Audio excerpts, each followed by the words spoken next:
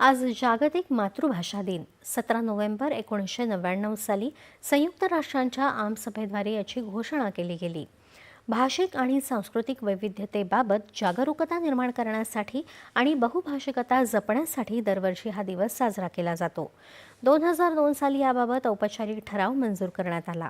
जागतिक मातृभाषा दिनाची संकल्पना सर्वप्रथम बांगलादेशद्वारे करण्यात आली.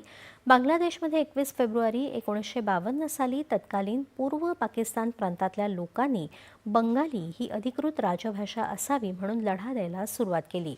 1947 साली पाकिस्तानची निर्मिती झाल्यानंतर भौगोलिकदृष्ट्या पूर्ण आणि पश्चिम पाकिस्तान असे दोन भाग झाले होते.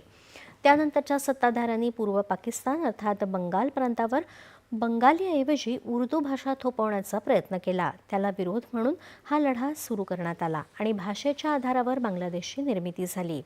आपल्या मातृभाषेसाठी लोकांनी प्राणाचं बलिदान दिलं असा हा इतिहासातला अतिशय दुर्मिळ प्रासंगिक क्षण आहे.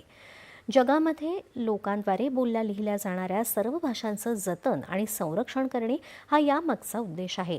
युनेस्कोच्या नोंदीनुसार जगामध्ये अंदाजे 8,324 भाषा बोलल्या किंवा लिहिल्या जात असून त्यापैकी जवळपास 7,000 भाषा अजूनही वापरात आहेत. बहुभाषिक शिक्षणावरील युवांचा आवाज हा या वर्षाचा विषय आहे. क्रिकेट.